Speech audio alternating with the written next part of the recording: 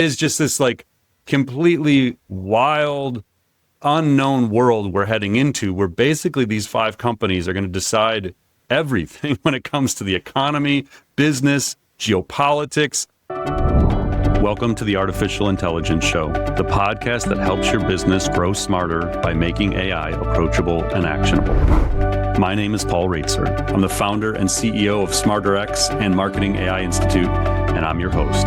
Each week, I'm joined by my co-host and SmarterX Chief Content Officer, Mike Kaput, as we break down all the AI news that matters and give you insights and perspectives that you can use to advance your company and your career. Join us as we accelerate AI literacy for all. Welcome to episode 207 of the Artificial Intelligence Show. I'm your host, Paul Raitzer, along with my co-host, Mike Kaput. We're recording on Monday, March 30th, 2026, right before 10 a.m. Eastern Time. I don't know if we're getting new models this week, but there's a lot of just chatter going on about what's coming up from all the labs, Mike. So it is, I would say this episode, we're going to be setting the stage for, I think, what's going to be a pretty busy spring. And in some ways, we might see some pretty rapid advancements, I would say, from the models, and these labs are pushing out a lot of stuff. So we're going to try and provide the context of what's going on and help people sort of frame it into what it means for what they've got going on in their careers and their businesses. And it's just, try and connect some dots. There's a lot happening. And as we were getting ready for the show, even just like 2 minutes before we came on, Mike and I were like, oh, wait a second, didn't this happen in 2024? And so we're going to do our best to provide a little historical context into what's happening. All right, so this episode is brought to us by AI Academy by SmarterX, which helps individuals and businesses accelerate their AI literacy and transformation through personalized learning journeys and an AI-powered learning platform. New educational content is added weekly, so you always stay up to date with the latest AI trends and technologies. The AI for Departments collection features 5 course series and certificates designed to jumpstart AI understanding and adoption. We have AI for Marketing, AI for Sales, AI for Customer Success, AI for HR, and AI for Finance. And Mike is wrapping up AI for Operations this week, right? So that one's going to be coming soon as well. Yeah. All right, so we've got 5 already ready to go. If you join AI Academy or if you're already a member, those are all in there already. And Operations is coming soon. So tell your peers in your organization, if they're trying to figure this out, there's a department series for them. So these series are an ideal launchpad for organizations that want to level up their teams and accelerate AI adoption and impact. Mike teaches the AI for Sales series and is going to be sharing some insights towards the end of today's episode, some takeaways from that series. So individual and business account plans are available now, or you can buy single courses and series for one-time fees. Visit academy.smarterx.ai to learn more. All right, and then each episode, if you're new to this, again, every week we know we're getting lots of new listeners, so we'll give you a little rundown of how this works. We go through what we call our AI Pulse, where we take an informal poll each week of our listeners on how they feel about topics we talk about in that episode. And then we'll go through 3 main topics and then rapid fire items. So from episode 205, so from last week's episode, because then we had an AI Answers episode on, that was episode 206. So if you didn't catch that last Thursday, we dropped an AI Answers episode. So the first question was, OpenAI is building an enterprise deployment arm with private equity backing. What's your reaction? And this one, Mike, looks like a perfectly split pie, basically. Yep. So 25% say smart move. AI companies need distribution, not just models. 26% said I don't have an opinion. 28% said inevitable. Every AI company will do this within a year. And then 20% said it's concerning. It blurs the line between AI vendor and consulting firm. And then the second question we had was Anthropic's 81,000 person study found the number one fear is hallucinations, not job loss. Does that match your experience? 43%, the largest percentage, said no, job displacement is still my top concern. 34% said yes, unreliability is the biggest barrier to trusting AI at work. And then we had 13% at neither. My biggest concern is something else entirely. And 9% is I'm not particularly worried about AI risks right now. That's interesting. And then we did ask one more. How many AI tools does your organization officially approve for employee use? 45% said 1 to 2 tools. 34% said 3 to 5. only 15% said 6 or more. And then there was a small sliver that said none, AI is blocked or not addressed. All right. Which I would imagine if you're listening to this show and you work for a company that's blocking everything, there's a decent chance you might not be at that company very long. You might be looking for a new career opportunity where you get to apply everything you're learning in AI. All right, so that's the iPulse. You can go. We'll give you the new questions at the end, but it's just smarterx.ai/pulse to participate in those each week. All right, so we are going to start off today with. It's sort of, this is a topic that kind of spun out of OpenAI canceling their Sora app, the individual app. And then we zoomed out and said, okay, let's talk about the bigger thing going on. Because we touched a little bit on this last week, Mike, about how OpenAI was refocusing their efforts. And I think we're starting to get a little bit more sense of why that's happening and kind of where this is going. And we wanted to frame it within the OpenAI versus Anthropic topic. So let's kick things off there. Yeah, Paul. So we had this week a major Wall Street Journal investigation that actually traces this OpenAI Anthropic rivalry way back to basically almost a decade ago to a San Francisco group house, actually, that in 2016, multiple players were living in. And it reveals that this feud, and it very much is a feud, is shaping the future of AI and is as much about personal wounds and power struggles as it is about kind of these bigger picture topics of philosophy or safety. So this piece from the Wall Street Journal is based on interviews with current and former employees at both companies. There are a ton of details in here that were previously never actually reported. And so the Wall Street Journal, and Paul, you're going to kind of dive into a lot of these moments more in depth, but I'll kind of give a very surface level view of some of the things they pointed out that have started this kind of rivalry between OpenAI and Anthropic. So tensions actually started very early. So after Anthropic CEO Dario Amodei, before he was CEO of Anthropic, joined OpenAI in 2016, he watched Elon Musk very quickly thereafter order layoffs in ways that he considered needlessly cruel. He also watched Greg Brockman, of all people, float the idea of selling AGI early on to the nuclear powers on the UN Security Council, as they're all kind of projecting out where is AI going to go, what should we do about it. And Dario, as early as 2016, 2017, started considering that kind of proposal tantamount to treason and nearly quit over it early on in his tenure at OpenAI. So when Sam Altman took over OpenAI after Musk exited in 2018, things apparently got more complicated. Altman made Dario a promise that Brockman and Ilya Sutskever would never be in charge or would not be in charge at the moment, and then turned around and made conflicting promises to Ilya and Greg. As research into GPTs took off, Dario blocked Brockman from working on the language model project. Daniela Amodei, Dario's sister, who was co-leading that project, offered to step down rather than let Brockman join. And apparently by 2020, relations had deteriorated to the point where Altman accused the Amodeis of plotting against him to the board. This all culminated in late 2020. Dario, Daniela, and nearly a dozen employees left to found Anthropic.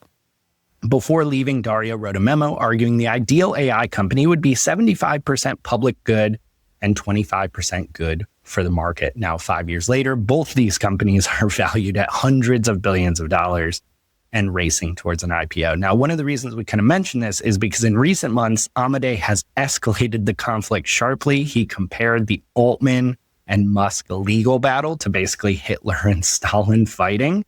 He called Brockman's $25 million pro-Trump super PAC donation, which we might talk a little bit more about later. He called that just straight up evil. And he likened OpenAI to a tobacco company. Now, this is all happening as there's some very real competitive pressures reshaping both companies. So this week, Paul, like you mentioned, OpenAI shut down its Sora video app, and that was burning at one point $1 million per day, and it dropped to just under 500,000 users. Fiji Simo, the head of applications at OpenAI, described Anthropic's gains in the enterprise market recently as a wake-up call and told staff the company cannot miss the moment because we are distracted by side projects. So, Paul, the Wall Street Journal publishes this deep dive. There's a lot of personal drama here. How much of this is just personal versus the bigger picture philosophical? It definitely seems like there's just a lot of residual bad feelings, I would say. So, again, if you're relatively new to all of this, like if you've been listening to the podcast for the last 4 years, you've sort of heard this story unfold. Now, as Mike said, there's details within this that we didn't previously know. A lot of these elements, though, were relatively known. Certainly the friction between them, but how it all kind of came to be, this is the most detailed unfolding of events that I've seen. The reason we want to talk about it is because it's so relevant to all the other things that are going on right now. You have this battle over government contracts where we've got Anthropic being designated supply chain risk. And we'll talk about this in a couple of topics here, but the judge sort of putting an injunction in place to not allow that, but OpenAI steps in the day they're getting blackballed and is like, hey, we'll take the contracts. And so like for Dario, that this is just like daggers, basically. Like they have this long history. They're both racing to IPO this year. They're both trying to beat each other to the market, basically. They're both being funded by a lot of the same people and companies. They're now in a battle for the enterprise, which every day I'm talking to companies and leaders at companies who are moving to Anthropic. Like it is a very, very common recurring theme I'm hearing. And so there's just a massive amount going on. So when you look back in retrospect, November 2015 is when OpenAI is created. So if you've been with us for a long time or you followed the space, it was created intentionally as a counterbalance to Google. So in the early days, it was Musk and Altman and Ilya Sutskever and Greg Brockman, and they wanted to be the alternative to Google, which they considered basically like the evil empire. And they didn't want them to get to AGI first. So to create this nonprofit to do this research out in the open, it quickly becomes not a nonprofit, which creates the friction between Musk and Altman that we're still seeing play out, that will go to trial, I think, in April. It's like coming up fast. And so there's just all this drama going on. But the way that the Wall Street Journal tells this is a lot of this does stem from Dario Amodei not getting the kind of credit he thought he deserved for his contributions to really the whole transformational phase we find ourselves in with language models. So it talks about, again, they found it November 2015. Brockman tries to get Dario and Daniela to come join them. Greg is hanging out at the house, like this group house they've got. Greg and Daniela, if I'm not mistaken, worked at Stripe together because Greg was the chief technology officer of Stripe and Daniela was an executive at Stripe. So I'm guessing that's probably how they got to know each other. Certainly around that same time was at least going on.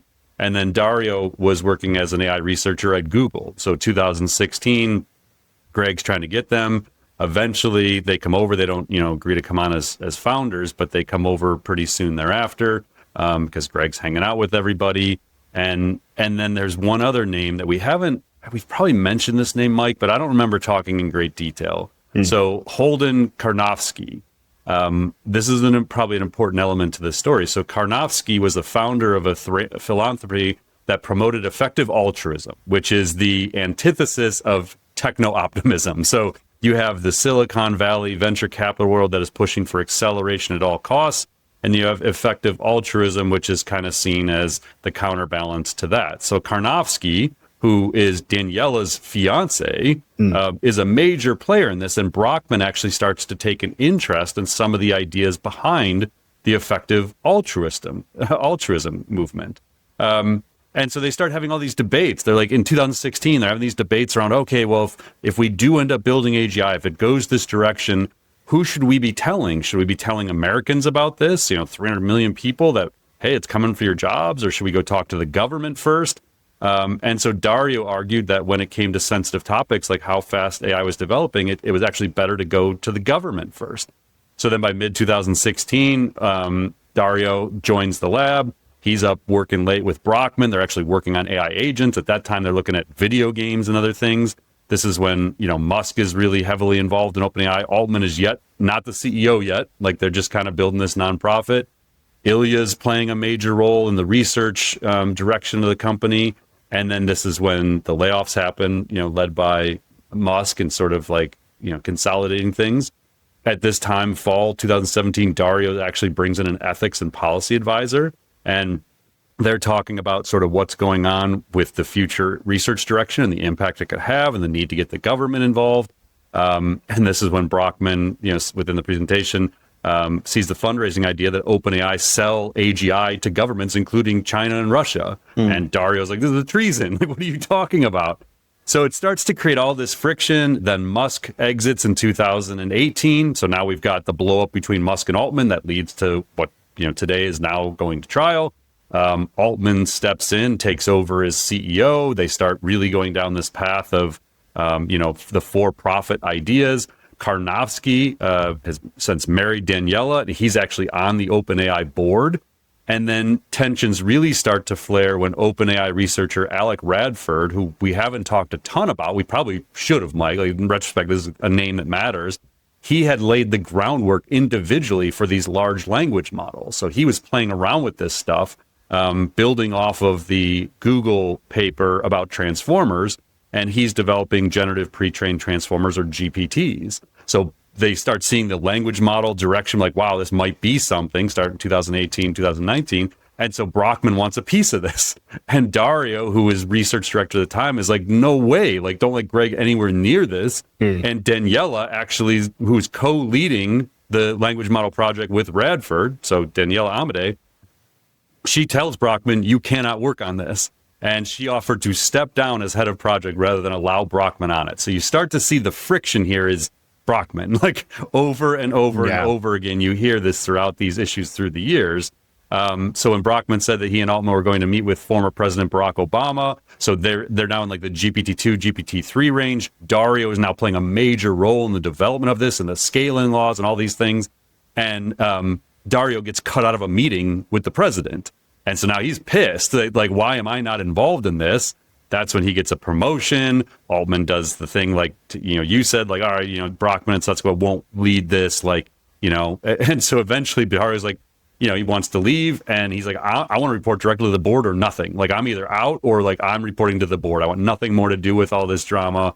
He's seeing the difference between like market companies and public good companies. He's thinking they need to go in the direction of the public good. So it's just like, it becomes this wild unraveling, and that eventually leads to them leaving. And then the thing I referenced earlier, Mike, that you and I were talking about right before we jumped on, is Brockman's role in all this. So if we go back to episode of our podcast, episode 110 in August 2024, 117 in October 2024, and then 124 in November of 2024, we tell the story of Brockman taking a leave. And what we eventually find, at first it was just he needed a break because he hadn't had one in 9 years. And then it came out on episode 117 that the Wall Street Journal revealed the sabbatical was actually a mutual agreement between Brockman and Altman, stemming from internal friction about Brockman's management style. Now, just to frame that 2024 time period, September 24 is when the O1 reasoning model comes out. So Brockman takes his leave in August. A month later, the breakthrough is released that they had been working on for a while, called Project Strawberry, which was the first reasoning model. Mira Murati, who's the CTO at the time, right, Mike?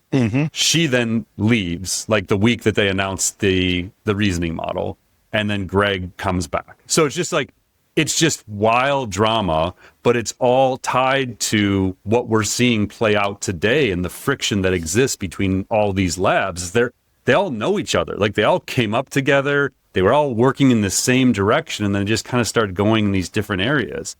The couple of notes I just want to make here, just on the context of what's happening, and it sort of leads into our next topic, Mike, is each of these labs is working on what I would call these dimensions of AI progress. If you've ever heard me give, my State of AI for Business keynote, or sometimes I'll work this into my intro class, but there's these different dimensions that the different labs are pushing on. And a few of the real important ones is agentic, which we're obviously hearing a ton about. I'm going to drop a link in the show notes to a Lex Friedman podcast I actually just listened to yesterday. It's 3 hours long. Luckily, I had to clean my garage out yesterday, so I was like, I had 3 hours to listen. But it's an interview with Peter Steinberger, who created OpenClaw. It's fascinating. So if you want to understand like the moment we're in and the what's happening with the agentic stuff and how these labs are so bullish now, you listen to this whole thing. It's wild. So there's agentic. In that realm, there's something called computer use, which allows the agents to use your computer. Continual learning is a big one. Memory is a really big one. Reasoning, maybe the most important one, is recursive self-improvement. It's this idea that as these labs automate AI researchers, those AI researchers agents can then work 24/7. And they think from there, we get to this recursive self-improvement moment where the labs or the models can actually continually improve themselves without human insight and oversight. And that then leads to like the fast takeoff moment. And then world models is another one we've been talking a lot about, like Fei Li, Yann LeCun, DeepMind. They're all working on these things. And so what this leads us to is you still have these like 5 frontier labs. So when you think about what leads to a frontier lab, they need funding, they need data centers, they need energy infrastructure, they need compute capacity, like NVIDIA chips, and they need the most powerful models. And so your tier 1 labs today are Google DeepMind, led by Demis Hassabis, OpenAI, led by Sam Altman, Anthropic, led by Dario Amodei. Those are the 3 that matter the most at the moment, your tier 1s. Then what I would consider like tier 2s would be Meta with Zuckerberg, and they're kind of the wild card. They've fallen off for the last 12 months. Maybe they get back in the game. And then you have XAI led by Elon Musk, which will go public as part of the SpaceX IPO later this year. And they're not relevant in enterprise right now in business, but who knows where that goes. And then tier 3 is like maybe at some point Microsoft gets out of their own way and they figure this all out. But generally speaking, you have 3 major labs and 2 of them are at war with each other. And then when you go to the tier 2, the XAI, they're suing OpenAI. So it is just this like completely wild, like unknown world we're heading into where basically these 5 companies are going to decide everything when it comes to the economy, business, geopolitics. And there's obviously labs overseas, especially in China, that should be part of the conversation. But I'm talking specifically about American AI labs. And so knowing these backstories and knowing these characters is actually extremely important because even I don't want to make this political, Mike, but when you look at that list I just gave you, DeepMind, Google, they somehow managed to stay politically neutral. We'll talk about Sergey's actually on this new council Trump's created. But overall, like Google is trying to just play in the middle because they know governments change and like they got to be in the game no matter who's in office. And so they're just going to play the game. OpenAI historically is been similar, but then Brockman shows up and gives 25 million or 50 million or whatever to the super PAC and becomes the biggest donor to Trump. So now, like, whether OpenAI wants to be perceived in that way or not, there's no avoiding the fact that their president is like the largest donor to the current administration. Then you have Anthropic, who is like the enemy of the administration right now, and they're very much like left center at this point. And they're trying to like play the game. They're embedded in the tech, the administration and everything they're doing, but like they don't really believe in a lot of those things. And then you go to tier 2 and it's Meta and XAI are like 100% in with the Trump administration. Now, the reason I bring that up is because politics sways. And so like what happens if in 2 years or even hell during the midterms, if the power switches and then like the companies that have gone all in on one side or the other, what happens to those labs if all of a sudden the government doesn't award contracts to them? And you see what's happening to Anthropic. What if it flips and somebody does the same thing to Meta or XAI? Then the only ones that are left are like the politically neutral ones are just trying to make the world better, hopefully. So it's just like there's so many layers to this. And I think for people who care deeply about this, and especially the downstream effects on the economy and the environment and things like that, it's really important to understand who's building this tech and what their goals are for it. And so you can kind of like pick and choose who you're cheering on and like who you're following and who your company's investing in or whose technology you're using. Like it's not a binary decision. Like there are lots and lots of layers to all of this. So I'll stop there, Mike. I mean, I could honestly spend the whole episode just talking about this stuff. I just think it's really important for people to understand the complexity of what's happening. Yeah, hopefully someone's writing a book about this whole background and history between these people, because one thing that just jumped out to me, and then we can kind of move on, is whether you agree with the AI hype or not, all of these people have been taking seriously the prospect of AGI or something beyond it 10 years ago. 10 years ago, before they even had a company, before they even had a business model or anything, they were taking seriously who should have control of this technology, who should be notified of what and when. And now we're starting to see some of the fruits of that labor play out, where we're suddenly in this mode where people are starting to seriously worry about how powerful the technology is. So yeah, who is behind the decisions really does matter. I will say, when you listen to the Friedman podcast with Peter Steinberger, it sure as hell sounds like he's selling to Meta. So I mean, I was actually shocked he talked as much as he did, because Lex asked him point blank, like, everybody's got to be coming after you. Like, what are you going to do? And he's like, man, I've scaled a company before with VC money. I don't want to do that again. Like, I'm not the CEO. I want to just build some stuff. And he's like, well, who are you talking to? And he goes, well, I've had great conversations with both Sam and Mark, and both have some positive things, but I'm kind of excited about the idea of going and working at a big lab and just getting to build some stuff and have unlimited GPUs to access. And then he's like, yeah, Zuckerberg was just playing with OpenClaw, building stuff, and messaged me on WhatsApp. And next thing I know, I'm like, yeah, like, jump on a call in 10 minutes. It sure sounds like OpenClaw is going to get acquired by Zuckerberg for billions of dollars, and Steinberg is going to go there and become part of that super intelligence lab. I can't see an alternative at this point unless Sam pulls a rabbit out of a hat and like convinces them to come to OpenAI. It seems like it's one of those two places right now. All right. So next up, we actually found out that Anthropic accidentally exposed details of an unreleased model that is nicknamed Claude Mythos through an unsecured content management system. This is being reported as a Fortune exclusive. Roughly 3,000 unpublished assets were apparently accessible for a time to anyone without authentication from Anthropic's website, even things that weren't published. These included draft blog posts, internal images, and documents about this unreleased model, and also about an invite-only CEO retreat in the UK that Anthropic was running that was not public knowledge. The leaked drafts of this material describe Mythos, this new model, as a new tier above Opus, which Anthropic says is larger and more intelligent than the Opus models and has dramatically higher scores on tests of software coding, academic reasoning, and cybersecurity. Now, after Fortune asked about this, Anthropic confirmed the model is real. They called it a step change over previous models and the most capable they've built to date. They also state Mythos is currently far ahead of any other AI model in cyber capabilities and warn that it presages an upcoming wave of models that can exploit vulnerabilities in ways that far outpace the efforts of defenders. So Anthropic actually planned to release it first to cyber defense organizations before making it more broadly available. Anthropic overall blamed the leak here on human error in their CMS configuration. This is unrelated to their AI tools kind of, having vulnerabilities, according to them. Though it is important to note their entire brand is built on being the responsible alternative over here, and details are leaking out of this thing.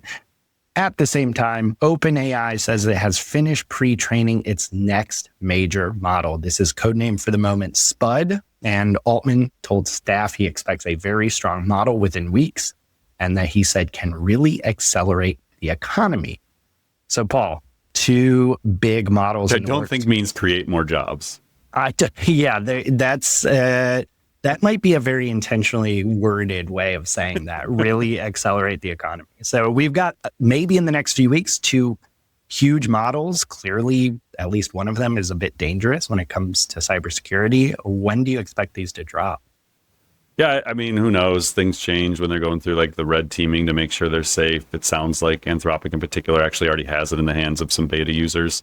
So part of it depends on that feedback loop and, when they're ready. But my guess is if they've got stuff queued up in a CMS that's unsecured, it's ready. You're getting ready. You're ready to go to market. So these things probably finished training months ago, and they've been in post-training and red teaming, getting them ready. But again, this is why we always say, like, you can't make plans based on your current experience with these models. There is always a more powerful model in training. The labs have always already seen 6 to 12 months ahead of what you know to be true about reality. And so like they know roughly what the capabilities are, and they're probably just trying to make them safe at this point. So I don't know, this Anthropic story is crazy. Like, first, I feel for the marketing team or whoever owns keeping the stuff possibly on the ex-marketing team at this stage. I would imagine somebody lost their job over that. And I'm just speaking from experience, Mike, of like we ran a marketing agency. Like, I can't even fathom being the person that allowed that to happen. So Yeah, part of this is a story about accidental disclosure, like a, kind of a warning, I guess, for other people, like think about this stuff. Part about how much easier discovery of this sort of thing is going to be with agents, where like if you're competitive or if you're in more of the black hat kind of stuff and you're trying to find vulnerabilities and exposures and things like that, you just run your agents 24/7 and go look for this kind of stuff. And then most importantly is this idea that there's going to be a leap in model capability soon. So the exposure was 3,000 assets linked to this blog, which is crazy. The part that I found really interesting, Mike, is Fortune informed Anthropic. So Fortune finds this. They actually bring in cybersecurity researchers to assess it, but then they alert Anthropic to the fact that it's all there. And they, to my knowledge, have yet to publish any of the information other than like broadly saying a new model is coming and there's a CEO retreat. They didn't publish the blog post. Like they have access to all this stuff, images, documents, blog posts. And for whatever reason, Fortune chose not to release the information. My guess is there's probably a quid pro quo here of like, we will give you an exclusive on whatever in the future, like don't release it. And in exchange, you're going to get like first look at the actual Mythos. I don't know, like media relations works in funny ways, but there's got to be some reason they did not do this. So yeah, just kind of wild. I'm the bigger models worry me. I mean, they talk specifically about reasoning, coding, and cybersecurity. None of this is new. We've known all the models are getting better at these things. But just the fact of how unprepared people are for what already exists and to know we're very close to these like next level models is worrying. Wall Street reacted not great. So cybersecurity stocks I feel like Anthropic tanks the market like once a week, like pick a category. And like, so cybersecurity stocks slumped based on news. We had CrowdStrike, Palo Alto Networks, and Zscaler dropped about 6% each that day. Sentinel-1 tumbled 6%, while Okta and Netscope each fell more than 7%. Tenable plummeted 9%. That was just on Friday. Like just the idea that a new model is coming that's better in cybersecurity, which is funny because we knew this. Like it wasn't like this was, oh wow, they figured out how to cause flaws in cybersecurity. It's like you could have predicted this for 2 years. Yeah. But anyway, it's how Wall Street works. And then the Spud one, we touched on last week, but it's the idea that Altman said the company would be renaming Fiji Simu's product organization to AGI deployment. Like we are entering the phase where they truly all think we are approaching whatever you want to call AGI. Like we are there. And that led me to go back, Mike, to the stages of AI that we've talked about many times on the podcast. But again, I know we have new listeners every week, so I think it's good to frame this. So back in July 2024, Rachel Metz at Bloomberg did a story called OpenAI Scale Ranks Progress Toward Human-Level Problem Solving. And in that, she had gotten access to OpenAI's internal stages, which they later confirmed were in fact true. And so they came up with these 5 levels to track progress toward building artificial intelligence capable of outperforming humans. The company believed at that time, so this gives you a sense of how fast we've moved. So in a year and a half, OpenAI executives told employees at that time that they thought they were at level 1, which was chatbots, AI with conversational language. So summer of 2024, less than 2 years ago. But according to a spokesperson at that time, they were on the cusp of reaching the second, which it calls reasoners. So level 2 is reasoners, which is human level problem solving. That goes back to what we talked about in the first topic, which was September 2024. So a couple months after this comes out, we get our first reasoning model. So in a meeting in that summer, they actually previewed the O1 model that would then be released in September, right when Greg Brockman was on his quote unquote leave and Mira Murati was piecing out of OpenAI to go start her own lab. So level 1, chatbots, level 2, reasoners, level 3, agents, systems that can take actions, which we are right in the midst of takeoff with agents. Level 4 are innovators, AI that can aid in invention, which we are seeing early signs of. And level 5, which is why OpenClaw becomes so critical to this whole conversation, are organizations or AI that can do the work of an organization. And that was a topic I didn't want to have to get into in 2026. Like my hope was that we would have another year or two runway before we were talking about level 5 being within reach. But I do think that throughout this year, we're going to have a lot more conversations around entering into the early phases of level 5. I think innovators, we will clearly be at that stage by this fall. I think you can make an argument we're kind of already there in some disciplines, but I think across most industries, we will be clearly into level 4 by the end of this year. And I do think that in some industries, you will be seeing very early signs of level 5. And I don't honestly know. I would guess they probably have a level 6 internally. I don't know what it is.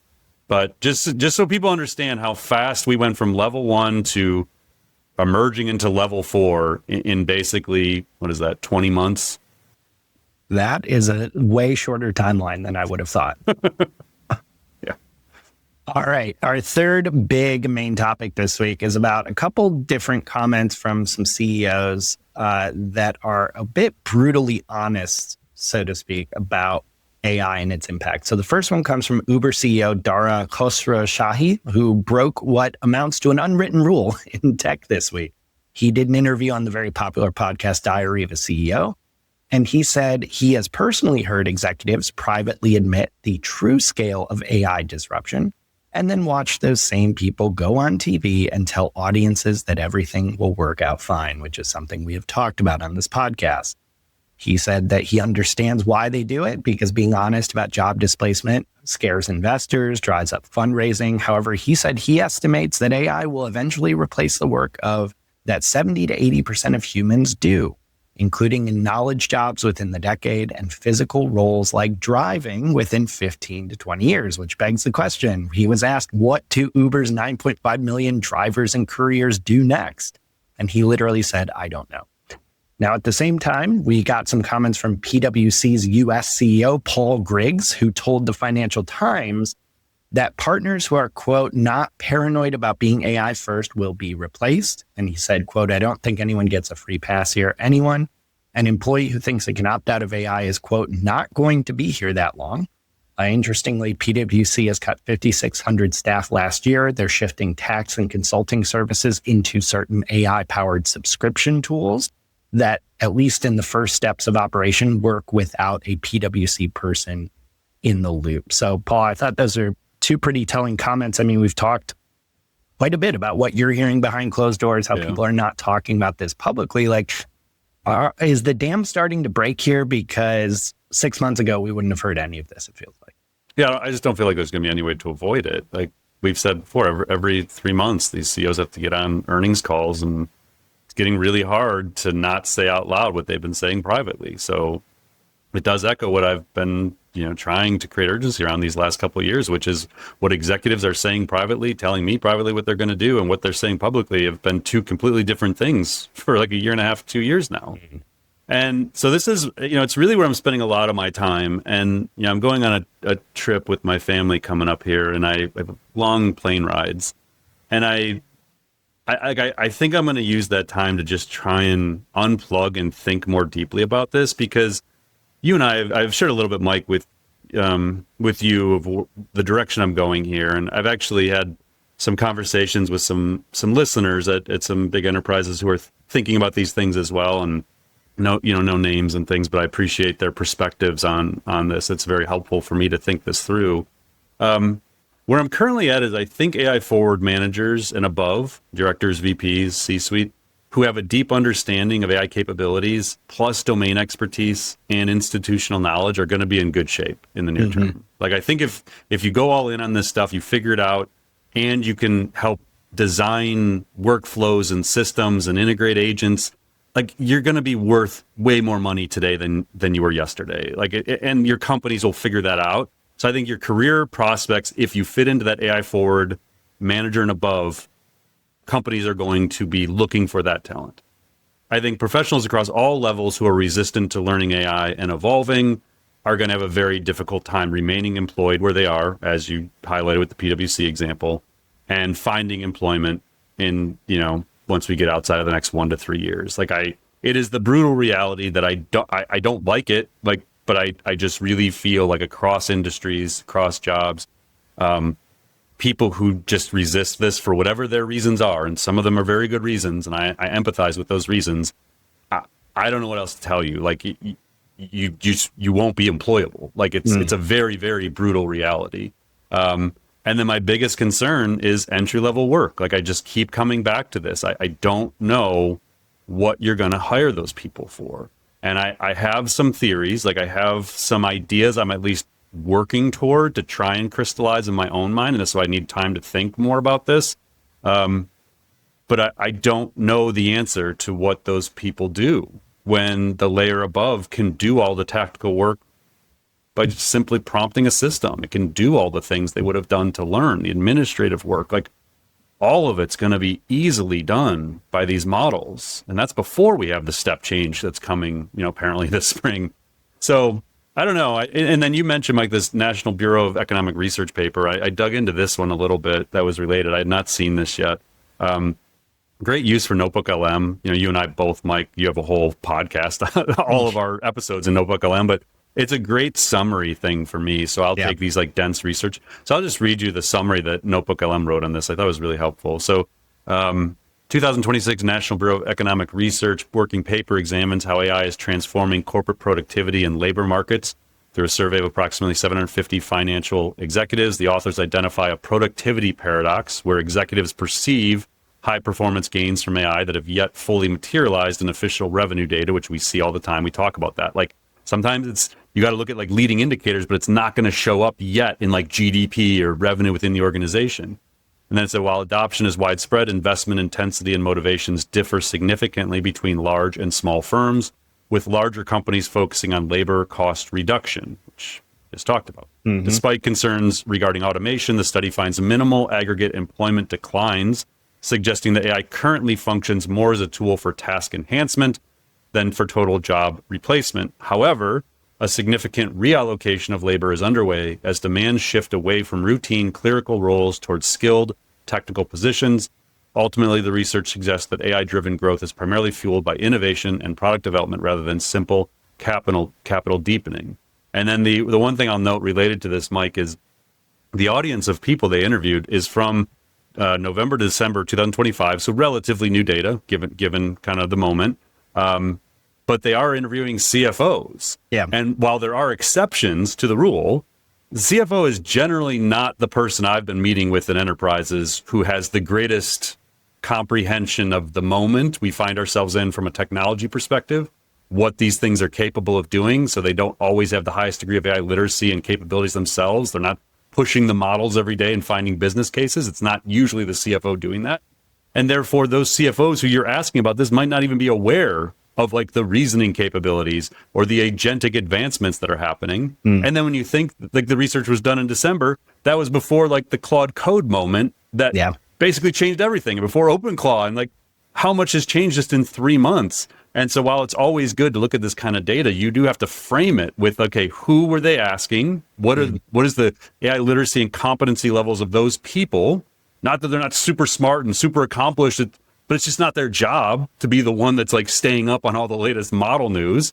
And so you have to, again, it's just information. It's good. Put it in the filing system in your brain of like trying to understand the context of where we are and how to talk to people in your organization, but it's not an end all be all. It doesn't mean that all of this is exactly true within your company or industry.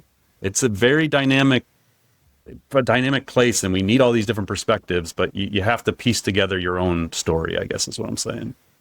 Yeah, one other thing that jumped out to me that reinforced a lot of what we've discussed over the past year at this stage is the PwC US CEO, Griggs, who said basically an employee who thinks they have the opportunity to opt out of AI is not going to be here that long. I assume that's been very clearly communicated internally if he is telling the Financial Times that.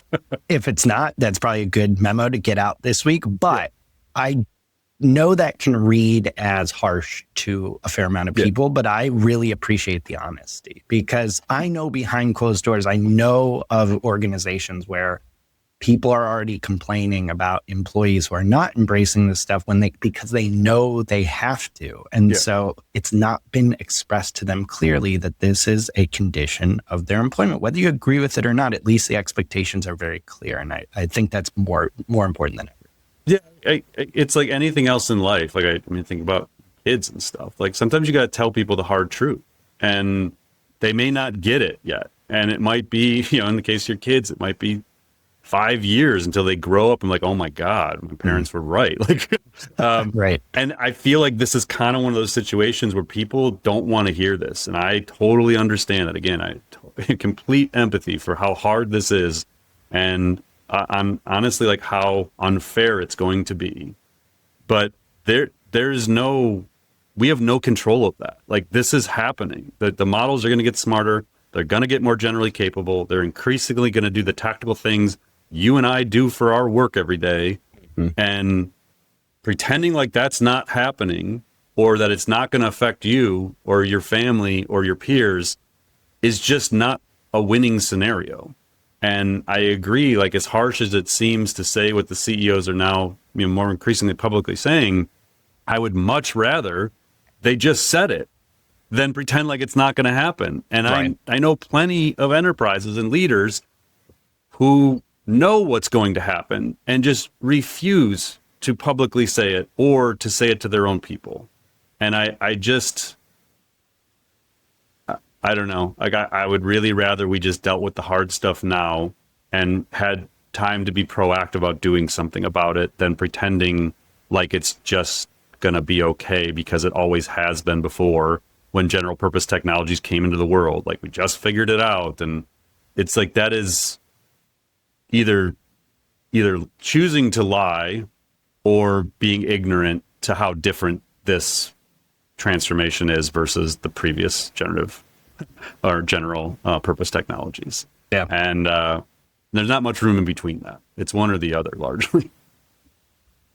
All right, Paul, before we dive into rapid fire, just a reminder, this episode is also brought to us this week by our 2026 State of AI for Business report. We are currently in survey mode, collecting data for this report. This is an expansion of our popular State of Marketing AI report that we've done every year. So this year we are going beyond marketing to collect tons of data on how AI is being adopted and used across companies in every function. We are surveying already thousands of business professionals across all industries and functions. The survey period is in its final about 10 days or so here. So if you have not taken the survey and you're part of the podcast audience, we'd really appreciate getting your perspective. If you go to smarterx.ai/survey, you can take the survey. It literally takes like 5 minutes to complete. In return for completing it, we will send you a copy of the full report when it drops. Plus, you get entered to win a chance to get or extend a 12-month SmarterX AI Academy membership. So go to smarterx.ai/survey.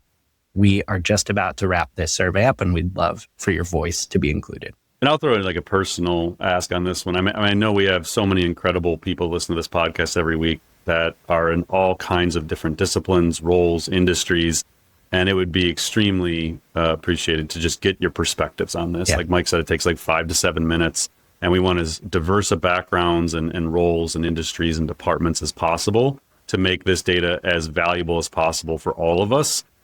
We talk a lot about research and all these different ways of doing it, and we want to make this like, an example of what can be done in an industry, make it as real time as possible, get this turned around as quick as we can to give you all that information. So yeah, if you can take those 5 to 7 minutes, it would mean a lot to me and Mike in particular and the rest of our team. All right, let's dive into some rapid fire topics this week, Paul. First up, we have an update in the Anthropic versus Pentagon saga yet again. So this past Thursday, federal judge Rita Lynn issued a preliminary injunction blocking the government's supply chain risk designation against Anthropic. So this is in response to lawsuits Anthropic has filed challenging that distinction. And in the ruling, Lynn wrote that nothing in the governing statute supports the Orwellian notion that an American company may be branded a potential adversary and saboteur of the U.S. for expressing disagreement with the government. And she also found that Anthropic is likely to succeed on the merits of its lawsuits. So this injunction blocks 17 federal agencies from enforcing this ban on using Anthropic, including the original February 27th order from Secretary of War Pete Hegseth, and also President Trump's social media directive to not use Anthropic. The Pentagon is not backing down, at least publicly. So hours after the ruling, CTO Emil Michael, who we've talked about in the past couple episodes, called this a disgrace. He claimed it contained dozens of factual errors And he argues that one of the two supply chain risk designations that they have put into effect remains in full force under a separate statute. The government has 7 days to appeal this. So Dean Ball, who is a commentator we talked about quite a bit here as well, previously served in the Trump administration, called this a devastating ruling for the government. Paul, where does this actually leave us? I mean, I think we're hoping to see a resolution here, but it seems like this is just the next battlefront. Yeah, I guess we're just waiting for the appeal. Kudos to the judge, said everything that everybody was thinking, basically. Right. I don't know. Sure seemed like this was just a vendetta, like I've said on the podcast before. Like I just egos and vendetta and politics, and it's not really about the technology or Anthropic. We touched a little bit earlier on. Again, part of the reason to go into the main topics up front was to frame this for people about how politics does unfortunately play a role in this increasingly. And so I think that's really the key issue here is that it's becoming increasingly political. And I don't know. I hope they eventually negotiate it. Like that's what I keep thinking is going to happen, that they'll eventually come down, but each side keeps digging in. So we'll wait and see what the appeal. I'm sure this will take forever to actually come out the other end, but it seems in the meantime, the government's going to keep using their tech anyway. So, yep. All right. So next up, some more political news. We have some more AI political moves this week. So first up, Senator Bernie Sanders and Representative Alexandria Ocasio-Cortez introduced the AI Data Center Moratorium Act, which would pause all new data center construction nationwide until Congress passes federal AI legislation that has protections for workers, consumers, the environment, and civil rights. It is one of the most aggressive AI policy positions staked out this Congress. It is worth noting over 100 local communities have enacted their own data center moratoriums. According to the bill, basically this ban would only be lifted after passing those federal AI regulations or legislation that would have those kind of protections. So once the ban's in effect, they got to pass a law that actually satisfies the conditions here to get the ban lifted. Now, this bill is unlikely to advance, but does reflect some very real political pressure and shows how perspectives on AI, like we've talked about, are scrambling party lines ahead of the midterms. Now, second, in basically the opposite direction, President Trump has appointed Mark Zuckerberg, Jensen Huang, Mark Andreessen, Sergey Brin, and other major tech leaders to a new President's Council of Advisors on Science and Technology focused on AI that is co-chaired by David Sachs and Michael Kratsios. Notable absences from this council so far include people like Sam Altman, Elon Musk, people from from Microsoft rather. As a note, co-chairing this council is going to be David Sachs's new role within the administration because he very recently stepped down as AI and crypto czar. Sachs also told Bloomberg that Congress could pass bipartisan AI legislation within months, creating a national framework that would override the patchwork of state laws. So we've talked about the White House has recently released their kind of legislative blueprint or wish list for AI, which calls for child safety protections, streamlined data center permitting, IP protections, and more. It is an open question whether or not the two parties can cooperate to actually pass bipartisan AI legislation, especially before midterms. So, Paul, I'm curious what you make of these two recent developments. At the very least, symbolically, that data center moratorium seems to be trying to tap into some populist anger about data centers. Yeah. So, as I said in the previous one, AI is becoming more political, which we assumed. A pause is not going to happen. So their efforts to raise awareness about the issues is good. It's going to get citizens more educated and involved. Hopefully we don't play the the fear mongering card, but it's definitely it is not to get the legislation passed. Like right. That's not happening. I also would not hold my breath on any federal legislation around AI. Like I think it's just a stall tactic to even be pretending like they care to do that. I don't know when that changes, but I would be really surprised if there was actually any AI federal legislation before the end of the year. This council, there's almost nothing known about it. Like, yeah. I mean, the White House's own announcement about it was like 3 paragraphs long, and it just pretty much said that these are the people who've agreed to be on it, and then that it could be up to 24 members. That's pretty much all we know about it. So it's not really worth talking about much other than there's some big names on it. and some names that aren't on it, which is noteworthy.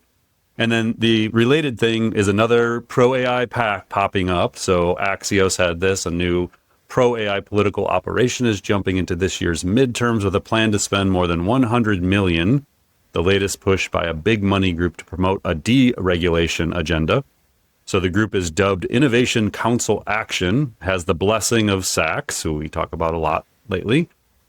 It's distinct from other pro-industry groups in that it's focused on boosting President Trump's priorities. The new group is led by Taylor Budowich, a former White House deputy chief of staff for Trump. He's also formerly led the pro-group MAGA Inc., a super PAC, and Securing American Greatness political outfits. He was a top official on Trump's 24 campaign. The group compiled a scorecard assessing how supportive lawmakers are of Trump's AI agenda, which will be used to determine who the group supports or opposes on either side, probably. I mean, it's mostly going to be, Republicans, but at this point, they're going to fund anybody that, is deregulation, techno acceleration. Says because the organization is a nonprofit, not required to disclose its donors, a dark money organization is generally it's called. So Innovation Council will play a critical role. This is from Sachs. Innovation Council will play a critical role in advancing the innovation agenda championed by President Trump and this administration. We welcome its support at this important juncture. Other AI-focused political groups include Leading the Future, which has raised $50 million. That group lists donors include Greg Brockman, Joe Lonsdale, who's a co-founder of Palantir, if I'm not mistaken, Mike, and Mark Andreessen of Andreessen Horowitz. And Meta has launched a pro-AI super PAC effort that is expected to spend around $65 million for midterms, with plans to focus on state-level races. So quick math, just those three alone is almost $300 million in ads about AI deregulation and trying to elect people who want to accelerate at all costs. So that is why I would not hold my breath on any federal legislation. Right. And it's just, you're going to see more AI ads than you could want to ever see. So yeah, it's going to be interesting. All right. So next up, as AI tools get more powerful, more people rely on them for real work, the security risks are scaling up just as fast. So we got this week a case study in what that can look like. So most AI tools are actually built on top of layers of software packages, and in fact, often open source software packages that developers install and end up trusting to power their software. And Andrej Karpathy, who we've talked about many times, former director of AI at Tesla and OpenAI co-founder, flagged what he called a software horror, which was an attack on one of these open source packages that millions of people and thus programs depend on. So he outlined this in a post on X. This package called Light LLM has 97 million downloads per month. It is widely used across the AI ecosystem. And this past week, attackers slipped malicious code into a routine update. What it meant was anyone who had it installed had their passwords, cloud credentials, API keys, and other sensitive data silently stolen and sent to the attackers. This spread far and wide because a lot of tools depend on Light LLM behind the scenes. So the poisoned version of this program was live for less than an hour, but it was only discovered because it had a bug that crashed a developer's machine. Karpathy noted that if the attacker hadn't made that mistake, this could have gone undetected for days or weeks. And the attack was part of a broader campaign that hit 5 different software ecosystems. So the point is here, the reason we're talking about this now is because AI agents are about to make risks like these much, much worse. So actually, OpenAI just backed a startup called Isara at a $650 million valuation. They are building software to coordinate thousands of AI agents working together. That sounds great. We're moving into this AI agentic era. But as agents start installing software, making decisions, managing systems on their own, this kind of thing where your agents are going to download open source software that has been poisoned or compromised is going to grow dramatically in its frequency. So, Paul, I was curious, Karpathy highlighting this is a big deal. This is an enormous open source software program or package being used by people. I mean, if you have agents running for you, how can you be sure you're not off downloading something that's handing over your personal information because it's been exploited or poisoned? I have no idea. And I'm pretty convinced that most people using these things have no idea. Like, there's just so many unknown risks. And that's why, like, people I keep talking, like, I can't believe you're not doing this and that. And it's like, dude, I don't even understand the risk associated with that stuff. Like, so I'm just in no hurry to find out. And you know, I think part jokingly I've said for the last couple of years, like, IP attorneys is like one of the safest professions to go into for the next decade because of all the issues tied up in AI and the use of this copyrighted materials and all these things. Cybersecurity, that's a safe profession. Like, there's, man, I mean, it is just the surface areas where you can be attacked and the complexities that are going to need to be solved for to use this kind of stuff within enterprises is endless. So I don't know. I mean, that's the thing, is like, we're going to race ahead and have these really advanced models and these agentic capabilities. And then, like, the risks just compound when you start doing this stuff. And that's going to create a lot of friction for adoption within organizations. And, you know, which honestly, at the end of the day, probably can be a good thing. Like, the model companies aren't going to slow down. And so I think, like, enterprise and human friction might be the only thing that saves us here. Is just that, like, it's going to take a while for us to figure all this out and integrate it into what we do. And just because the models are capable of replacing some human labor doesn't mean they're going to right away. And in the end, that's a good thing, I think. You know, it's almost the flip side of what we talk about as the benefits of some of these tools, where, you know, we talk about vibe coding or vibe marketing or whatever. AI gives non-specialists this ability to do specialist things, but there's a danger there, because now I'm suddenly exposed to all sorts of decisions that are in domains I have no experience in. Yeah. So, like, if I want to go vibe code something and an agent recommends, hey, we're going to go download these 3 open source packages to facilitate what you want to vibe code. Okay, great. Right. But, like, there's probably 18 different questions that a software developer would have that I don't even know to ask. Totally. That are very dangerous. Yeah, I mean, we talk about this, but, like, I can build apps all day now. Like, I can just play around in Claude and just build some stuff, and it's amazing. But to move it into production and to put stuff publicly live and open up, it's like, that's not my area of expertise. And something I'm trying to solve for, and, like, we'll figure it out. But I'm in no rush to, like, put things out before I understand what we're doing. Yeah.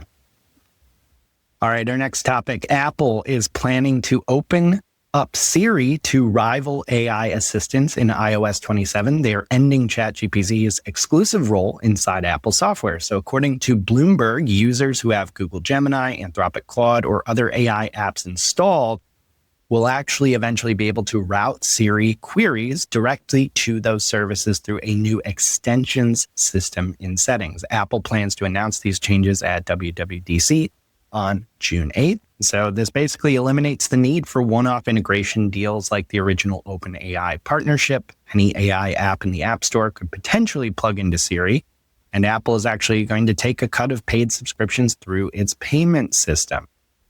Separately, Apple is building a standalone Siri app, like we've talked about, with a full chatbot-like conversation interface and a unified search system. The goal is to transform Siri from a voice assistant into an actual system-wide AI agent. But a lot of these updates were first announced in 2024 and have been delayed multiple times. And lastly, behind the scenes, the information reports that Apple's partnership with Google is a bit deeper than previously known. So Apple has complete access to Google's Gemini model in its own data centers and is actually able to distill it into smaller models that run directly on Apple devices. So, Paul, some interesting updates here. Most notable that Apple is trying to extend or expand the types of AI that can be used with Siri in the meantime, while they apparently get their act together. Continue waiting game. Like, it's at some point Apple's going to figure it all out, and, you know, they'll show up, and it could change everything from an adoption perspective and from a usage perspective of AI, because they have trust and they have access to everything, like all the apps, all your data. I've talked about, like, if they solved the health side, I would totally, you know, rely on Siri more than I would anybody else, because they already have all that health data in my phone. So they are the wild card here, and it seems like a smart strategy to just, you know, let everybody else spend the hundreds of billions of dollars building data centers and energy infrastructure and frontier models, and they'll they'll serve them up to the billions of people that use their devices and not try and compete in that game. So in the end, I mean, it may work out in their favor that they just missed the game up front and they're going to kind of show up late and figure it out. The one thing, I don't know if I'm thinking in the right direction here, but like, doesn't this make Perplexity just like irrelevant? Like, I mean, we don't talk about Perplexity much anymore anyway, but isn't that like their whole thing is like, you can just choose whatever model you want and like connect whatever you want. And like, yeah, that's a big selling point of Perplexity and some other tools. Yeah. Like if I can just do that through Apple, through my Mac devices and through my iOS devices, like what would I ever need something like a Perplexity for? Yeah. Just another chapter in Perplexity needs to get acquired quick. Yeah. Yeah. Sell at the top, which would have been 18 months ago. At the top, right. All right. So next we have kind of a new segment we're trying to do every week here. We hear from listeners all the time that one of their favorite parts of the show is when we talk about how we're actually using AI at SmarterX. And we do that in a bunch of different contexts as part of different topics. But we wanted to try to make this kind of a regular segment. So every week we're going to attempt to give you a quick dedicated look under the hood at real AI use cases that we are exploring, building, or deploying in our own work. So Paul, obviously, you're working a lot on leadership and strategy items, as well as just overall organizational design. I'm working a lot on content, marketing, sales enablement, productivity, performance. So between the two of us, we're definitely covering quite a bit of a lot of the different types of knowledge work you might be doing if you're a listener. So we are going to share direct from us kind of what we're doing week to week. So to kick us off, Paul, you have been working on some stuff related to kind of AI learning journeys. Maybe tell us about that. And after we talk about that, I can share what I've been doing with some AI-powered slide creation. Yeah, sounds good. So like I've said before, some of the stuff, honestly, like I just traditionally wouldn't even talk about publicly before we just did the whole thing. But I would say like more and more, we're just trying to kind of build in public to a degree and share what we're learning as an AI native company and try and just help other people along. So yeah, I mean, I'll share a little bit about kind of what I've been working on. So I spent a lot of my time more on like the vision and innovation side of the company and trying to think about how this technology empowers us to innovate in new ways, build new things, create more value faster for our customers. And so on our AI Academy side, which is where a lot of my time goes, I always tell the team, like, we're not in the business of selling courses. We're trying to power personal and business AI transformation. So you can go to LinkedIn Learning and get amazing courses. You can go to Coursera, you can go to Udemy, you can go directly to OpenAI or Anthropic. Like everybody's Google, they all got great stuff. And like, we would recommend those courses. Like, we're not trying to compete with any of those companies. As a matter of fact, we would do deals with those companies, like collaborate, partner, things like that. And we have some partnerships in the works with a number of those companies.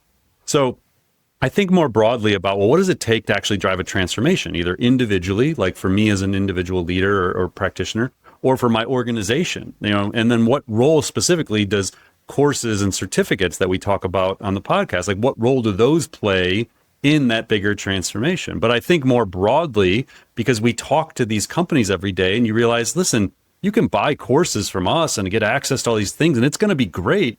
But that is like one part of the transformation story. You need to think more holistically from a change management perspective. So we need assessments, employee surveys, executive briefings so that they're on the same page. Employee communications plans to like roll this stuff out and tell them jobs are changing and future of work looks different.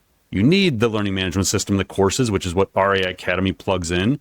You need personalized learning journeys that like personalized use cases in tech based on departments and roles and things like workshops. So I've basically been devising what I'm calling an AI transformation system. And so this is something I'll share more publicly and kind of publish some stuff on. But generally speaking, I look at holistically and say, what are all the components you would need to actually drive this transformation? And then how can we help people visualize those things? And so I've been working on this for a couple of years and different elements of it. And I made a lot of advancements in the last 2 weeks in particular, but the design and the visualization of it is just not my area of expertise. And so I have sketches. Like I literally lost a sketch at a hotel in Arizona. I left it behind years ago. Like it was actually probably spring of last year. I left this thing at a hotel and I hadn't taken a picture, but I remembered I actually had a friend who was a designer take a picture and he'd sent it to me. Like, thank goodness I was able to retrieve it. But I can't get there. Like I just kept running into these barriers where I couldn't figure out a way to visualize this thing. So then last week I thought, well, wait a second. What if I just wrote like as I would a project brief for a designer or developer? What if I wrote the whole story of what I'm trying to do? And so last like Tuesday or Wednesday, I spent 3 hours writing a prompt. And I'll read an element of this thing. The whole prompt is 1,100 words and 7,200 characters. So it's like, it's not an insignificant prompt. But I said, I want to create an interactive visualization representing paths of AI transformation across our AI transformation system. It's a collection of resources and systems that accelerate literacy and success. The core component of our element of the AI transformation system is our AI Academy. We see literacy as a fundamental part of personal and business AI transformation, and personalized learning journeys are at the heart of what differentiates our approach. We want to show learning journeys that are made possible by our courses and experiences, but we also want to convey how those are just part of the overall process. The visualization should convey a sense of time and progress. Now, again, there's another 1,000 words to this thing. So then I just put it into Gemini, Claude, and ChatGPT. Gemini gave me an infographic, so that was useless. Claude gave me a solid V1 with a drag and drop capability of building these custom journeys and timelines where you could go by month, and it was amazing. And then GPT 5.4 Thinking gave me a really solid prototype that was similar in style to Claude, where I could interact with it and I could actually build these custom journeys. So both of those were far beyond anything I had conceived of with my sketches. And I was like, okay, my sketches were just obsolete. Like they were more like what I got out of Gemini. It was basically like I got a illustrated version of my sketches from Gemini, and the other two things gave me a totally interactive thing. So, I think it's a really interesting example, but I think it's a good example of the need to test multiple models when you're doing these high value use cases, right, and to think about this project brief approach. Like if you really want to do something high value, take the time to write a prompt as though you were giving it to an outsourced person or an internal person who's going to run with that project. Think the whole thing through. And I did it in depth. I thought through every element of the transformation system I'm designing. I gave descriptions for every one of them. I built our entire course catalog into this thing. Like it was very extensive. And then it's one of those where you just okay, that's as good as I can do, hit go. And then you just sit back and pray and wait. And then 7 minutes later, you're like, holy shit, this is, I can't believe it just did this. And then you start moving things around and using the filters and you're just like, oh my God. Just months and months of work. And what would have cost me tens of thousands of dollars easily to work with a developer to build, I had in 7 minutes. And it was just shocking, but in an amazing way. That is incredible. Yeah. And definitely seems like some very different outputs based on the model. Yeah, for sure. So I will just quickly also share something I've been working on. So, I am obviously creating quite a few of our course series for AI Academy. And there's this big problem I run into every time I sit down to kind of do a course series, which is, I spend weeks on research, synthesis, scripting, outlining, and basically wrap up the course, except it's still not really wrapped up. I face a final slog, which is I have to literally create hundreds of slides before I can record anything. Each department series we do, for instance, has 4 courses. That's hundreds of slides per series. We have tons of templates. We've streamlined this process quite a bit, but it still takes hours of work to do. And unfortunately, especially, it's not even the hours. It's not intellectually rewarding work. Let's say that to be nice. But what I've been trying to do for months and months and months is try to get AI to create slides for me. There's generic AI slide tools that have been decent for a while, but we have really specific branding and templates. For better or for worse, we have something we have to follow. So I can't just say, hey, create a deck for me from scratch and it's good. You can do that. You've been able to do that for months. I had something that's a little more bespoke. So finally, I was actually able to get Claude Code to do this with a pretty high degree of fidelity for the specific stuff I'm working on. Your results and your mileage may vary, but what was really cool about this is, basically taking the time up front from what I've learned with what works and doesn't with Claude Code is to really pull together an excellent set of example files and guidance and actually put it into planning mode before creating anything. So being here's what we're trying to plan out. Here's all the nuance and context. Here's what's gone wrong in the past. And by the way, here's a folder with all the examples. And after some wrangling back and forth, I actually got to a point where we now have a skill where Claude Code can take some scripts and actually put those into your presenter notes in the right places and for each slide and actually build the slides for you with some placeholders. It's not perfect at everything, but my gosh, last Friday, I think it was, I got to a place where instead of hours and hours and hours, this process took maybe 20 minutes. back and forth. Obviously hours and hours before that to make it actually work. But my gosh, I was so happy that I finally got to this point here. And I don't know if it's, I think it's a combo of, I tried this a couple months ago with Opus 4.6 and Claude Code, but now I think it was a more diligent approach to the context. I think also because Claude has gotten better with PowerPoint, this might have been the unlock. Maybe, sometimes even just trying this with the same approach before, you just need a few cracks at it before it actually takes. So really cool stuff. Highly recommend trying it out. Yeah, that's awesome. And that does go back to like 2023 when we were getting these early previews from Microsoft and Google of what was to come. And these all of your productivity apps are just going to have AI infused in and they're going to do these things. And it's like, okay, cool. So like PowerPoint, yeah, we'll get to that.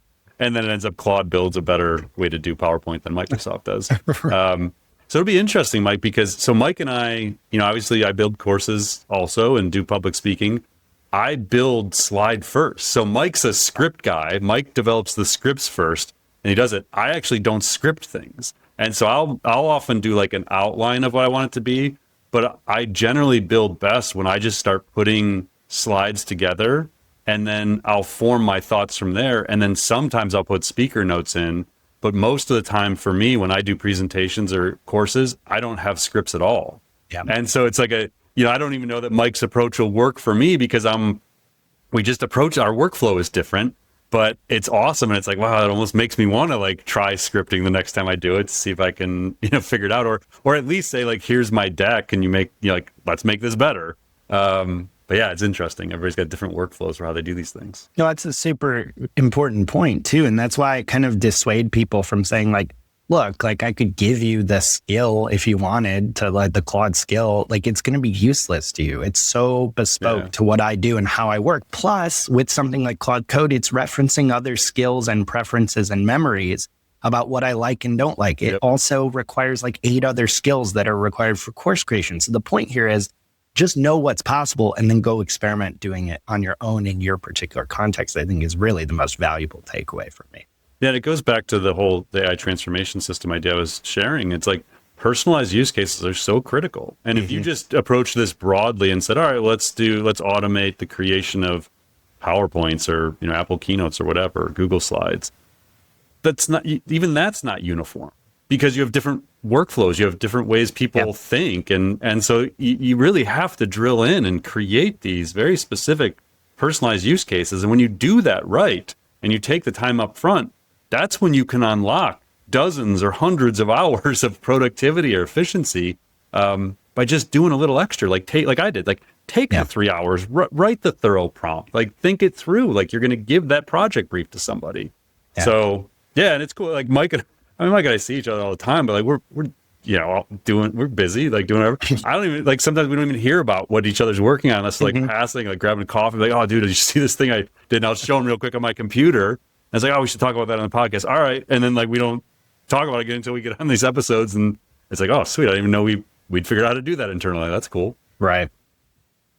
All right, Paul. So for this next segment, we did this for the first time, like really formally last week, where we're kind of spotlighting kind of what we're working on with AI Academy. So each week we're going to start spotlighting one of the courses in AI Academy that is currently live. And the real point of this is like, Paul, you had kind of teed up for me which course we're talking about this week. And, it won't always be me, but me being the instructor of today's course that we're going to talk about, we'll either talk to myself or another instructor and give you a peek behind the curtain of like what's actually in these courses and give like a value-driven takeaway from the course that you can use right now, whether or not you even take the course ever or do anything with AI Academy. We'll kind of bring some of the value we're creating in AI Academy to the wider audience. Yeah, so, I think we got AI for Sales this week, right? Yes. So this week we are talking AI for Sales, which is our 4-course certificate series built specifically for sales professionals. So I was going to maybe just run through a couple big takeaways that came away from that one for me. If you're a sales professional out there, these I think could be pretty helpful in kind of getting you started or taking you further with AI. So first up, what really jumped out here to me as I was putting together this course and doing research for it is that sales reps really only spend about 30% of their time actually selling. And that number has not changed in several years, according to some research from Salesforce, I believe their State of Sales AI report. And basically, you just spend way too much time on stuff that is either leading up to the sale or that is admin or distractions from the sale. And so what we do in the course is we really approach this very practically in helping you find those immediate use cases that can actually free up your time so you can sell more. That's kind of the goal number one of this course. Is there's plenty of other bigger strategic level considerations that are going to take you A to Z through your AI journey. But it's really about making you more productive, freeing up your time so you don't have to do all this stuff that's a distraction. And kind of the way we do this is first, we start out with the advice of when you're looking for your own AI use cases, we go through tons of strategies to do this in the course. There's one that's really helpful, which is just this simple filter to think about. So number one, kind of run what we call the checklist test, which is if you're thinking about all the stuff you do in a day, if you can write the steps out for that, like if you could teach this to a new team member pretty easily and they could follow it without needing to ask too many questions, guess what? That is something you should highlight as a candidate for AI automation or augmentation. So any sales rep could sit down right now and in 10 minutes kind of walk away with a few ideas of like, what are you doing in a day that has the same steps every time? You do not need to be doing that yourself. Now, takeaway number 2 here for sales pros is when you go to think about, okay, well, what AI can do that stuff for me? This sounds simple. We've said it on the podcast before, but it could not be more important for salespeople specifically is audit your existing tech stack before you buy anything new. Now, all the new AI shiny stuff we talk about is incredible, but sales does so much in existing systems that you can pursue longer term technology projects and new tech that you want to integrate into your CRM. But look to your existing CRM and systems first, because things like Salesforce, Einstein, HubSpot, Microsoft, they all have really powerful AI increasingly baked in. And even if the AI is not perfect, using the thing you already have that's already approved makes your life so much easier. And then finally, we've said this before about knowledge workers in general, but especially salespeople. I think you're on the go so much. You have so many things to do. You need to be focused on quota. It's really important to remember this basic but powerful advice, which is if you're still prompting AI of any type, whether it's in your CRM or a separate tool, if you're prompting it like a search engine, you need to actually maybe evolve your approach. So we actually show this side by side in the course. A 1-sentence generic prompt is going to give you a very simple, very generic output. However, if you really structure your prompt with things like giving the AI a role, telling it its task, giving it context, examples, telling it what format you want, that is the way you get truly exceptional results from AI. And I hope my previous example actually about slide creation, for instance, can communicate that. The more context you give these tools, what Paul was saying with the extensive structured prompt, this is the way to get real value out of tools if you have not already. Yeah, and so many of those, Mike, are takeaways for really any, we're spotlighting sales here, but really those 3 steps are applicable to whatever department you're in or whatever your role is. Absolutely. All right, Paul, to wrap up this week, we've got some AI product and funding updates. So I'm going to run through these. And if anything is comment worthy, feel free to chime in. Sounds good. All right. So first up, Harvey is the AI platform for legal work that is used by over 100,000 lawyers across 1,300 organizations. They just raised $200 million at an $11 billion valuation for this startup. So their total funding is now exceeding $1 billion. Next up, the OpenAI Foundation announced it will invest at least $1 billion in 2026 across life sciences, jobs and economic impact, AI resilience, and community programs. So the foundation actually received a 26% equity stake in OpenAI as part of the company's restructuring. It's worth about $130 billion on paper. Also related to OpenAI, they have shelved plans for their adult mode chatbot indefinitely. That follows pushback from staff and investors about the effect of sexualized AI content on society. So this joins Sora on the list of these side quests being dropped as OpenAI refocuses its core business. Anthropic has launched computer use and a feature called Dispatch for Claude Pro and Mac subscribers on Mac OS. So computer use lets Claude control your mouse, keyboard, and screen to complete tasks across applications. Dispatch enables continuous conversations across devices. So you can assign Claude a task from your phone and pick up the results on your desktop. Google has set a 2029 deadline for migrating its systems to what they call post-quantum cryptography. They warn that quantum computers are going to pose a really significant threat to current encryption standards, and it might happen a little earlier than they expected. So Android 17 is already integrating quantum-resistant protections. SpaceX is preparing to file its IPO prospectus with regulators. They're targeting a June public listing. Advisors predict the company could raise more than $75 billion, which would actually surpass all the money raised by U.S. IPOs last year combined. They were last valued at $1.5 trillion. Microsoft has told managers at its Azure Cloud and North American sales divisions to suspend new hiring, citing the need to restrain costs and improve margins. So this freeze covers tens of thousands of employees. Microsoft stock is down significantly this year. It's one of the worst performers in big tech. And finally, a cluster of news about Meta this week. Mark Zuckerberg first is building a personal AI agent to help him be CEO. So it helps him retrieve information he'd normally go through layers of people to get. Meta employees are now using personal agent tools like MyClaw and Second Brain, as they're called internally, to talk to colleagues and their agents on their behalf. And apparently AI tool usage is now a factor in employee performance reviews. CTO Andrew Bosworth is taking over Meta's AI for Work initiative, overseeing the push to make the 78,000 person company as nimble as AI native startups.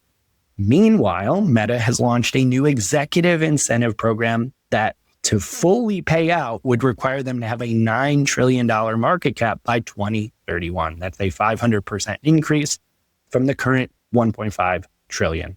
And finally, on the research side, Meta introduced something called Tribe V2, a trimodal brain encoder foundation model that is trained on 500 plus hours of fMRI recordings from 700 plus people. This creates a digital twin of neural activity and enables predictions for how the human brain responds to sights and sounds. That last one sounds kind of a little sinister, Paul. I hate ending podcasts like this, but anybody but Meta, I would have liked to have seen this research. Like, what is a social network going to do with that? Like predicting how human brains respond to sights and sounds. Like what? I can't come up with a positive use of that. Yeah, what are they going to do? You can answer. What positive use? I don't know. I know what they're going to do with it. I'm trying to figure out what is the other thing that could come out of that. Right. Yeah, I mean, when I saw that research, I was like, oh, God. Like, stuff. Yeah. They don't have the best track record of doing things like that for the good of humanity. Not exactly. Maybe they'll turn a positive way, though. That would be nice. You know, yeah. We can see some positive news. Yep. One final reminder here. We mentioned at the top of the episode, our AI Pulse survey this week is going to be in the field, smarterx.ai/pulse. This week's survey, we're going to ask about your perspective on some of this company messaging about AI and jobs. We're also going to ask your perspective on the new data center construction in the US and get your thoughts on all of that. So if you could please go take the pulse at smarterx.ai/pulse. We'd love to hear from you. Paul, thanks for breaking down a busy week in AI for us. Yeah, and quick note. So we're going to be next Tuesday, which is April 3rd. I don't know what the date is. I believe so. Our regular weekly is going to be replaced because I will be not available to record it. So Mike and I are going to do something different. We're actually going to do a quarterly trends briefing that we have to find time, Mike, in the next 2 days to record. Yes. So we are going to drop an episode next Tuesday, but it's going to be a Q1 trends briefing. So we're going to look at everything that's kind of happened over the last quarter. We usually do this as part of our AI Academy. We're thinking about moving this to where our Academy members may actually be able to join live in the future, not for this one, but as like a value add for our members, we may actually do it. But we're thinking about moving the trends briefing to a regular podcast episode because it's so valuable and it's so helpful to frame this for everybody. So just something to look forward to next week. Again, no weekly. We're going to do our best to catch up on all of it when we get back. April 14th, I guess, will be the next weekly we'll do. Yeah. But we will have an episode for you next week while I'm away, and it'll be a Q1 AI trends briefing for business. So keep an eye out for that. And have a great week and a half or so before we talk to you again. And we appreciate it. Have a great week. Thanks for listening to the Artificial Intelligence Show. Visit SmarterX.ai to continue on your AI learning journey and join more than 100,000 professionals and business leaders who have subscribed to our weekly newsletters, downloaded AI blueprints, attended virtual and in-person events, taken online AI courses, and earned professional certificates from our AI Academy, and engaged in the SmarterX Slack community. Until next time, stay curious and explore AI.